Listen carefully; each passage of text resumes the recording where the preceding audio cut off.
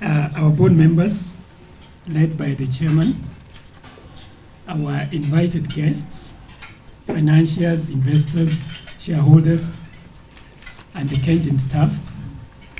I'm very happy to be here this morning as we share with you our half-year results.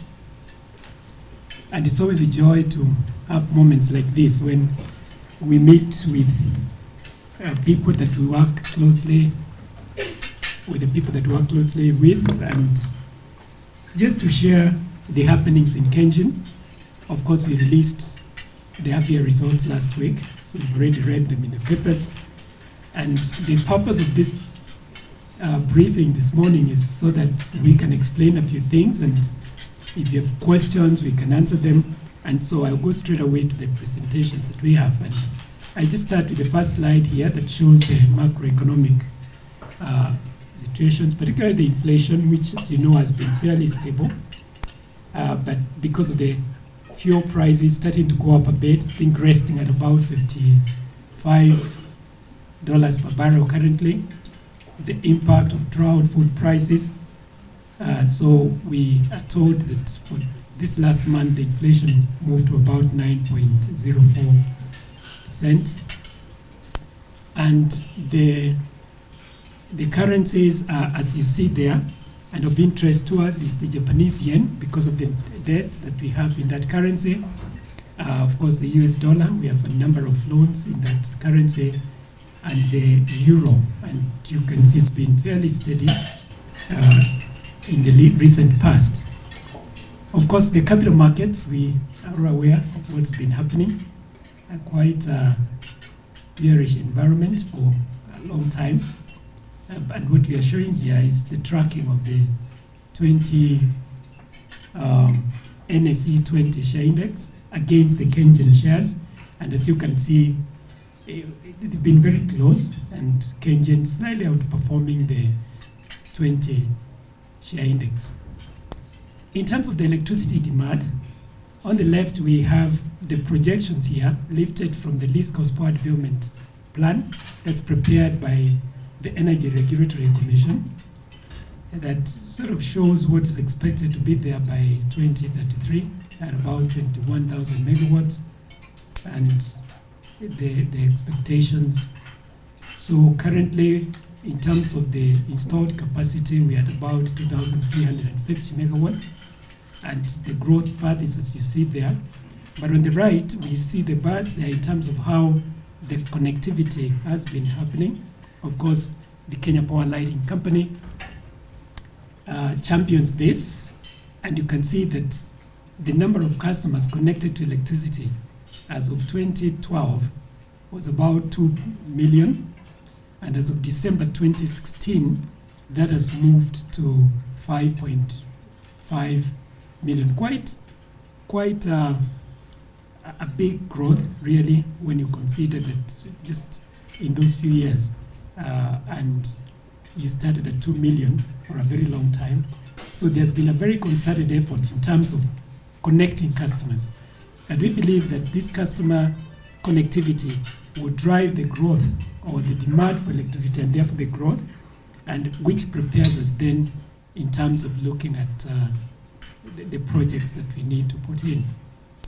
In terms of the market situation, this is how the installed capacity is like for KenGen. 820 has been hydro, and it's been like that for a long time because we've not put up any hydro plant since the last small one we put up in 2011, Samoro. Geothermal stands at 531, diesel and gas at 253, giving the KenGen installed capacity at 1,630 megawatts. And on the right, you can see that our contribution in terms of the megawatts installed is just close to 70%, and the IPPs at about 31%. And this also shows, like, for example, the Avia, in terms of the electricity that is used. We have a geothermal for the Avia at about 40%, hydro at 37%, and the thermal at 21%. But if you look at the mix for KenGen, for the half year, geothermal was at about 38%, 52% from hydro, and 9% from the thermal. And now we get to the financial results. And I'm sure some of the questions that you have in your mind is because we showed that for the half year, if you compare it to that year, the other, in 2015, the numbers were down. And so we're trying to explain here the operating environment and the factors that affected our performance. And one of them was some transmission constraints, so that we had some 15 megawatts of wellhead units, geothermal, that we needed to bring in. But because of the constraints, we were not able to dispatch as much as we should have dispatched. So in terms of the energy sales, we had about 355 million that we didn't make that we should have made. And then there were some breakdowns in one of our power plants, Carrier, where we lost about 75 gigawatt hours, translating to about 150 million for that half year. But that has since been resolved, and so in the next half of this year, we expect that plant to give a little more. Then we decommissioned some plants in Garissa and Lamu. Now, as you may be aware, Garissa and Lamu for a very long time were not connected to the grid. They ran on a diesel plant fired by automotive gas oil. And so it was a joy for that part of the country and for us all to be able to connect these two plants to the grid, so they're now having very steady supply. Of course, on the side of KenGen, it means that we lost some share in terms of generation there, but we don't mind because those stations were also very troublesome. We used to have breakdowns of the machines, giving us sleepless nights. So, but in terms of the results, we lost about 163 million because of the sales from those stations. But a major factor here was really some of the new revenue streams that we had, where we anticipated to do some drilling for some private companies that are developing geothermal. But because of some contractual issues, not really between us and them, but between those companies and the other suppliers, we were not able to achieve that in this year. Whereas in the other year, we had done some drilling and made a bit of money. And then finally, we have a gas turbine at Embakasi, whose PPA expired, and so we're no longer having it. So when we look at then the results, this is how they compare. And you can see clearly from this slide that the total revenue, electricity revenue, is very close. That in the year 2016, that was then as of December 2015, compared to the half year, fiscal year 2017, which is December 2016, you can see that in the previous year it was 14.7, and in this year again close to 14.7. So the difference is not too much. And on the right, the bars there indicate how that was made up, whereby the capacity revenues were very, very close. In fact, slightly higher this year than the previous year, because our plants were more available. The energy revenue is the one that is a little lower because of what I mentioned earlier, like the wellheads. And then the forex recovery was also a little lower. So that accounts for the small difference that you see there in total electricity revenue. But where there's a big difference is the non-electricity revenue, where we have the previous year was 5.2 and this year is 3. And these are the revenues that we make outside the business that we have. And you can see that we didn't achieve as much this year. And so we ended up with an EBITDA of 12 billion against the 14.2 the previous year. And the margin this year was 68 against the 71. And the earnings before interest and tax, 7.5 compared to 9.7. the profit before tax at 6.5 against compared to 8.3, and then the profit after tax this half year is 4.6, and you'd compare that with 5.6 the previous year. So the net profit margin at this time, this half year, is 26% compared to 28 when we look at the year before that. Now, of course, the question that you're asking is, what is this non-electricity revenue or income that KenGen has? And this is what we're trying to explain here. That in 2016, we had steam revenue of 4.127. That's the very last on the left, the green. We had 617, which was for drilling, income that we got from drilling. We had some insurance compensation of 296 and some other income at 228. So giving us a total of 5.26, which was in the previous slide. Now, the middle bar, we're trying to show you some adjustment that we have made, because in fact, in the steam sales revenue of 4.127, there was a revenue arrears from the previous year, but it had not been restated, of about 1.6 billion. In other words, if adjustments had been made, what we should have been seeing in half year 2016 is the bar that you're seeing at the middle, where the steam revenue would have been 2.514 instead of the 4.127, and therefore that is what we should really be comparing with what we've achieved this half year of 2.465. And as you can appreciate, because the steam revenue comes from the sales of geothermal energy, and we did mention that we had some restriction because of Okaria 1, a unit that had broken down, as well as the wellhead. That's why the number is slightly different, not significantly different, because in the half year here, the steam revenue was 2.465 compared to the steam revenue of 2.514 the previous year. And then, of course, we had then the insurance compensation, which was 184, slightly lower than the previous half year. And other revenues, we did make 4.14. But the big element is the drilling revenue that we had 617 the previous half year, and this year we didn't have anything. So that really explains why we had that big difference in terms of the non-electricity revenue, and therefore affected the results the way, yeah. But therefore then, when you remove those adjustments, you can therefore then see that there's a consistent profitability, and our income statement breakdown for the half year that ended December 2016 is, as you see here, where we have the electricity revenue, the steam revenue. I think the numbers already explained in the previous slide. So the total revenue was 17.7 billion. The operating expenses at 4.3 or 4.4 almost.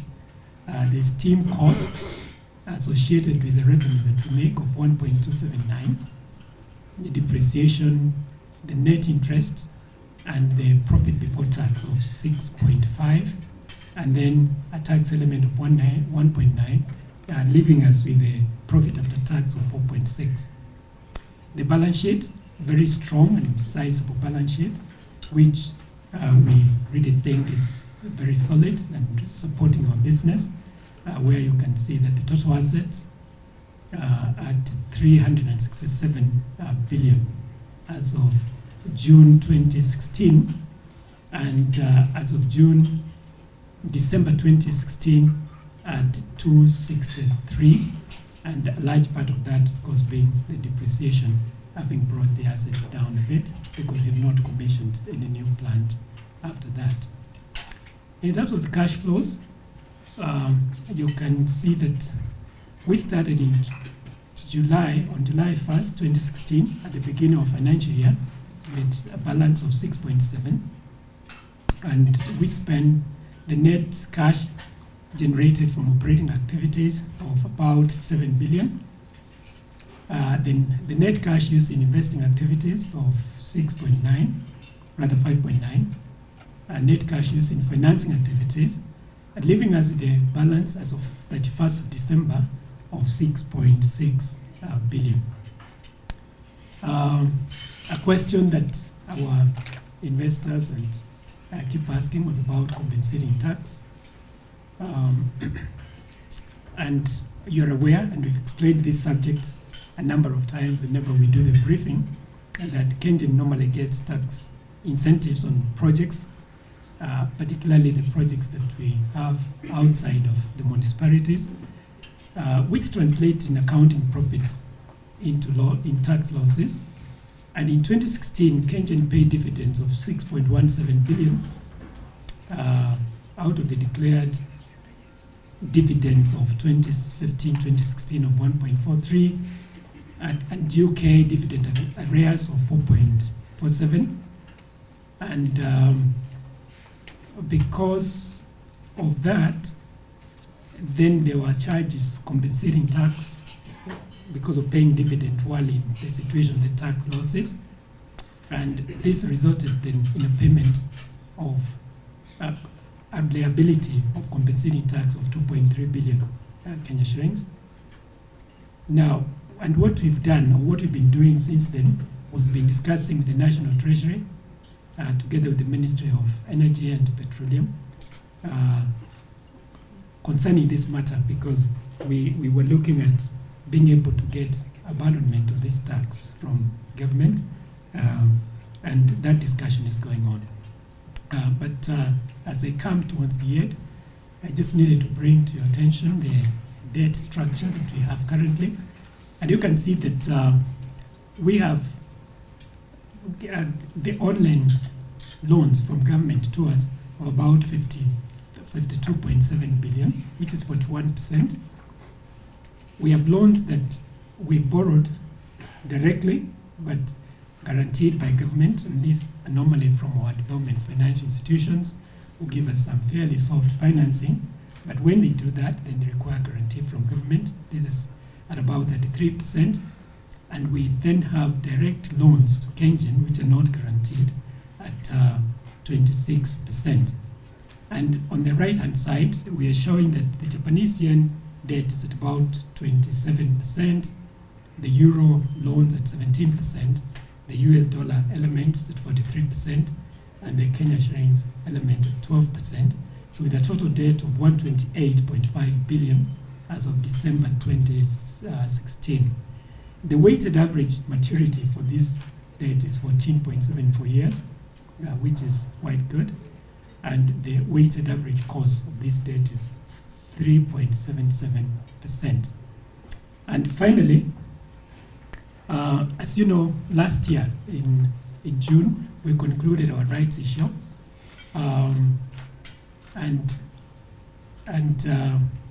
This rights issue was quite successful at 92%, which means we had wanted to get up to 28.4 billion Kenya shillings. We got 26.4 roughly. So 351 million shares were not taken. And at the time of the rights issue, the Public Investment Corporation, PIC in short, of South Africa, was interested in those untaken shares. But at the time the rights issue was concluded, there was some paperwork. There was some paperwork which had not been concluded. But we've been talking to PIC, and we've gone very far in terms of, this transaction. And you must have seen in the papers, I think some 2 weeks ago, we made some announcement. And now what we are waiting for is approvals from the regulators and other authorities. And this is a transaction that we expect that would conclude very soon. And when that happens, it will mean that the shares that were left over from the rights issue would have been taken up, and we would then be able to reach the target that we had for the rights issue. And this will help us definitely in our cash flows. But it will be good for me to stop there without showing you what we are then doing to ensure that, first of all, our growth is assured and that we are on target to do what we have explained some other times back. And here is our project pipeline. And I'll just mention that a number of these projects are quite advanced. The first project here, our Carrier 5, is going to bring power to the grid by about, I believe, July 2019. That date is definite because the contract has been awarded. The contractor moved to site in January this year. And so when we put that date there, is a date that we are sure that that project, giving us 158 megawatts sent out to the grid, is coming in. The next project that's very advanced is our Carrier 1, Unit 6, 70 megawatts. We have already sent bids out to those that we had shortlisted. Last week, the bidders were here for a site visit, and we're expecting that sometimes in April, they will submit their bids, which will be evaluated, and towards the middle of this year, we expect that we'll have concluded the contract and that project will start. And so we will be at a point of saying that's another megawatt that we expect to see in the grid by January 2019, because that's just one unit that needs to be constructed. It's not as big as the other plant that we have there. We have also carried out a visibility study to upgrade some 2 power plants which currently are operating at less than optimal level because the pressure for the steam has been stepped down. So we want to upgrade that. That's what we are calling the Carrier 1 and 4 upgrade and top up. Visibility study is complete, and we are just about to finalize the financing issues so that we can go out to tender, and that's a project again that's quite ready, and we think that we'll do it by the date that we've shown there. But the other advanced project is what we are calling Wellhead Modular Unit of about 47 megawatts. This project has been tendered out. We've already done the technical evaluation. We are opening the financials this week, actually, on Thursday. And once we open the financials, we'll do the evaluation, and after that, we'll do an award. So those projects there are projects that really are very, very advanced, and we should be able to see them coming to the grid very soon. Of course, then we have our Carrier 1 refurbishment. That's a very old plant, commissioned in 1981, which needs to be refurbished. We are discussing our financials and then prepare tender documents, and it's now 45 megawatts. It will come back refurbished to about 51 megawatts. Then our Carrier 6 and 7, these are PPP projects. The first one, we already have a transaction advisor who has completed the feasibility study according to the PPP Act. And by June, we expect that the documents for going out to tender will have been completed. And the program that we have is that by December, we shall have done the tender, we shall have identified the partners that we can do this project with, and we are very keen to see how this project goes. It's the first one of its kind in terms of a PPP, and depending on the success of it, then we see more projects coming in that format. And then below there, we have some wind projects which are at various stages, and with those projects, then in the next 5 years or so, we expect to see an additional capacity of about 743 megawatts. So that should keep us really on top in terms of being the market leaders and providing very, very good power to the nation. And as I finish, let me say this. When you look at this pipeline of projects, you can see it's really very geothermal dominated. And geothermal is still very abundant in Kenya. The capacity potential is still about 10,000 megawatts. The installed capacity as of now, just 650. So it's even less than 10%. And this being a natural resource and very dependable, and that is why you find a lot of focus on geothermal. You are also aware that we've been going through, rather the drought in the country is common knowledge to everyone. Our reservoir levels have been quite low, but unlike some other times in the past, there's no power rationing because the geothermal has come in very, very well to support the production production of power, because previously, particularly before we brought in the 280 and the 80 megawatts of the wellhead, hydro was very dominant, and therefore any time we had drought and the reservoir levels came down, you'd get power rationing. But this time, because of the support we get from the geothermal, and of course supplemented by the thermal that is there, we've been able to steadily supply this electricity to this nation. And so when you see the emphasis that we're putting on geothermal, it is because it's very dependable type of power. It's the least cost source of electricity in Kenya today, and it's renewable, and we want to really put a lot of effort in continuing to do these projects. So as you see them and the dates we've put there, we are confident that we will be able to meet those dates, and it will drive our growth, both in terms of the assets that we have and also the profitability. So I'll stop there, and thank you very much for listening to me.